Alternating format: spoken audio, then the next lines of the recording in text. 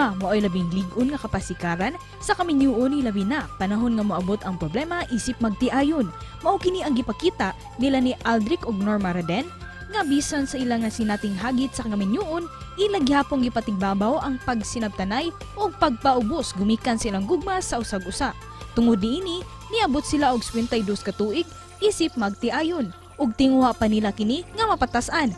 Karong buntaga, maki-inspire kita sa ilang love story isip managtiayon dinhi lang sa GMA Regional TV Live.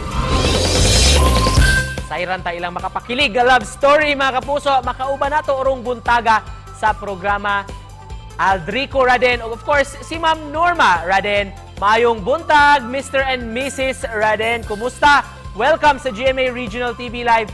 Pakigreet sa inyong pamilya ug sa atong mga kapuso karong buntaga. Mga kapuso ko sa GMA, mga anak na ko tanan, mga pagumangkon, mga apo, mga in-laws, tanan ng mga loved ones, may buntag kaninyang tanan. May buntag, mga kapuso na mo diri sa Selma Crasel.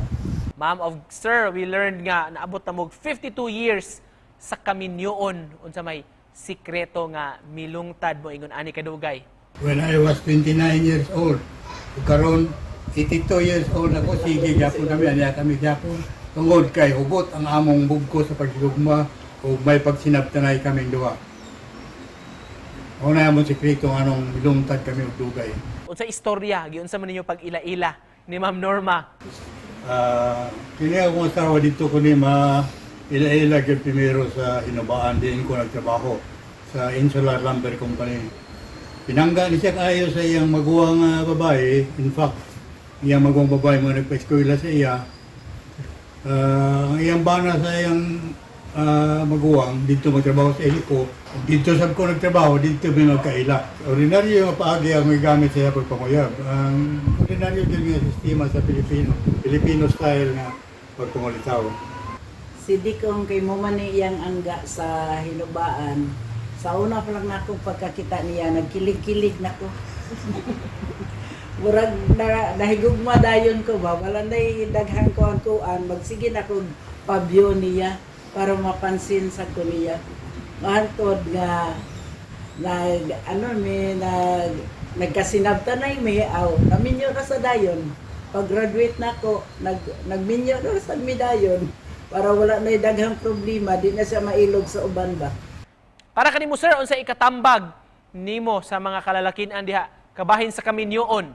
Ay katambag ako nga sundo lang gyud ang itudlo sa Biblia nga nag-ingon nga husband, love your wife. Kay kung napatunga ang gugma sa duha, magtiayon, way lugar ang panagbingkil. And for you, Ma'am Norma, unsa sa imo ikatambag sa mga kababayen-an diha kabahin sa kaminyoon? Ilag yun unang hunaon maayo ug ilang iampo sa Ginoo. Kung tinuod bagya yun, ang gugma nga ilang gibati sa iyang pamanhunon. Isip panapos og tungod kay Love Month man karong buwana, unsay mensahe ninyong magtiayon sa mga baguhay lang sab nga nagminyo? Ako sang ika-advise nila nga kinahanglan nga maghigugma na gyud mo hangtod sa katapusan. Munay giingon nga till death do us part. Kay ang gugma malungtarong gayon. Daghan kayong salamat for joining us this morning. Going strong gyud mga kapuso at 52 Mr. and Mrs. Raden. Daghan kayong salamat.